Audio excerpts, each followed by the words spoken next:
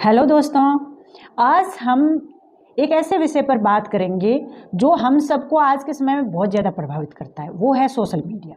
हम सब दिन के अधिकतर टाइम फ़ोन पर या फिर टीवी पर या मोबाइल पर या फिर हम लगे रहते हैं कंप्यूटर लैपटॉप पर, इधर उधर लगे रहते हैं दिन भर। सभी के साथ ये है, बच्चों से लेकर बड़ों तक।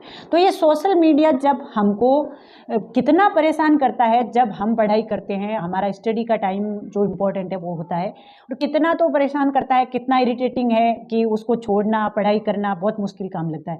लेकिन अब ये सोशल मीडिया ही है जो कुछ फायदेमंद भी हो सकता है, हमारी स्टडी में सहयोग भी कर सकता है। वो इस प्रकार से हो सकता है, जैसे हम बात करें कि टेलीग्राम जो है उस पर हम कई प्रकार से ग्रुप्स बना करके तैयारी कर सकते हैं, वो हम सबको पता है।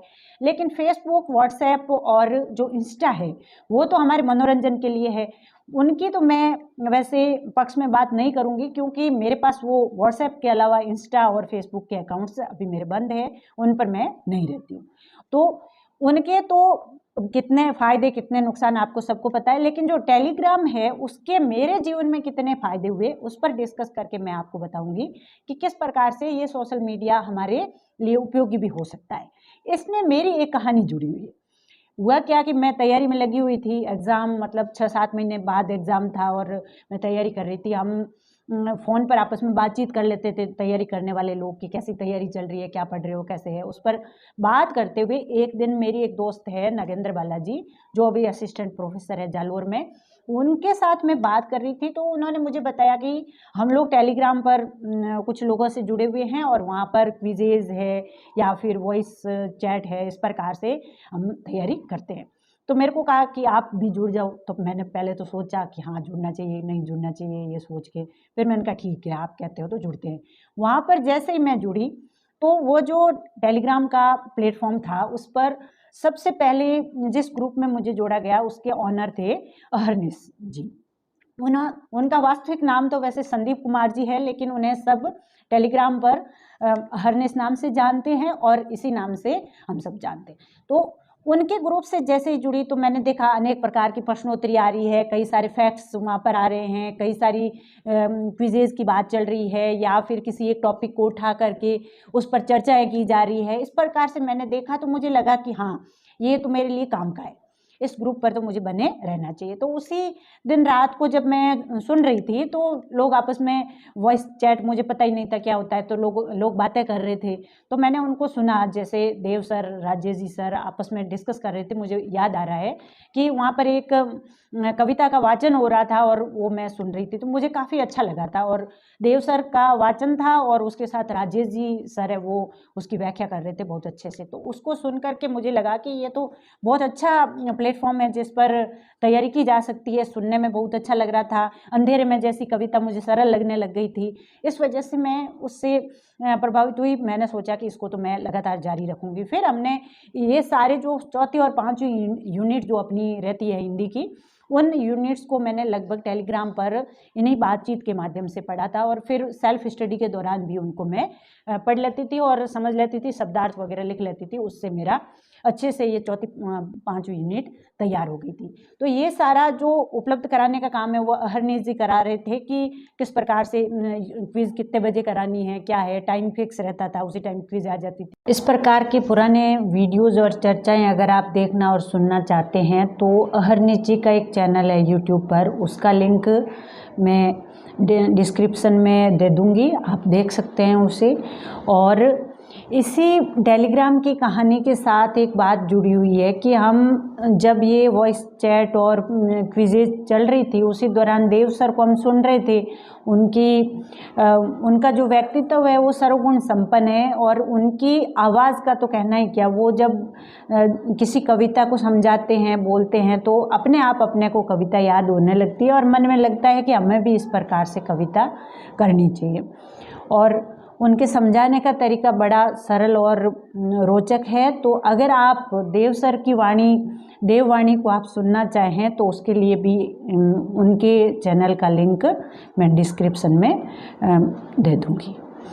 इस प्रकार से टेलीग्राम की जो ये स्टोरी चली है वो मेरे लिए काफ़ी फ़ायदेमंद हुई। काफ़ी सारी क्विज़ेज़ मैंने वहाँ पर की थी, काफ़ी सारे डिस्कस हुए थे, पाश्चात्य काव्य शास्त्र या जो भी हमारे हिंदी का रहता है उस मैटर पर हमने काफ़ी चर्चाएं की थी। तो अगर हम सोशल मीडिया का ही एक हिस्सा है टेलीग्राम, इसको हम स्टडी का एक प्लेटफॉर्म बनाना चाहें तो बना सकते हैं। और इसी जो मुझे जो फ़ायदा मिला था उसी को देखते हुए मैंने भी अभी एक चैनल बनाया है जिसका नाम है L&R क्लासेज।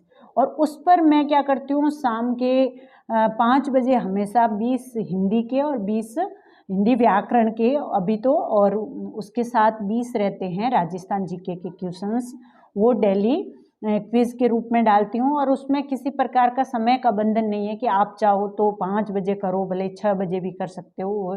वो क्विज़ कल तक परसों तक आपके सामने प्रोवाइड रहेगी।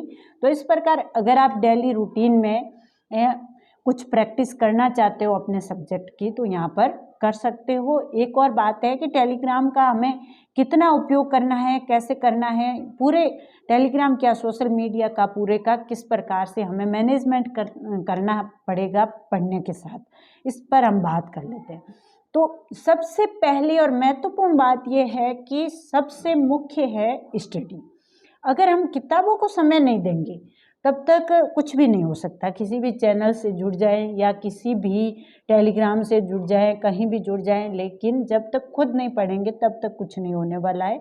तो अपनी सेल्फ स्टडी का टाइम तो आप अपने हिसाब से तय करके रखिए और उसमें से कुछ निश्चित जो समय है वो आप इस टेलीग्राम को दे दीजिए, जो कि लगभग ग्रुप्स में तय रहता है कि इस समय ये कार्यक्रम होगा। अगर कोई नया ग्रुप आप ज्वाइन करते हो तो उस समय आप ग्रुप से जुड़ जाइए, बाकी का पूरा दिन है वो आप अपनी पढ़ाई कर सकते हो। और इसका फ़ायदा ये रहेगा कि आप कहीं से किसी ग्रुप से जुड़े हुए हो तो कई बार हमारे मन में क्या हो जाता है कि चलो आज रहने देते हैं, थोड़ी बातें कर लेते हैं, लेकिन जैसे ही फ़ोन या खोलते हैं लैपटॉप वगैरह तो हमारे सामने आता है कि वहाँ पर तो ग्रुप डिस्कशन चल रहा है पढ़ाई का, तो हमारा भी मन हो जाएगा कि हम भी कुछ सुन लें या बोल दें, या फिर क्विज़ चल रही है तो मन हो जाएगा कि पढ़ाई कर लें।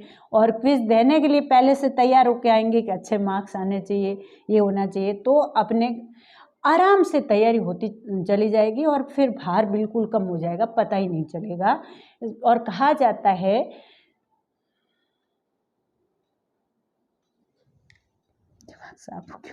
जाता है कि मेहनत का कोई विकल्प नहीं होता। अगर आप शिद्दत के साथ कठिन परिश्रम करोगे तो आपको सफलता अवश्य मिलेगी। आपका जो भी लक्ष्य है, जो भी आप बनना चाहते हो वो अवश्य बन जाओगे, इसमें कोई दो राय नहीं है। धन्यवाद दोस्तों। आपको कैसा लगा ये वीडियो, इसके बारे में ज़रूर बताएं।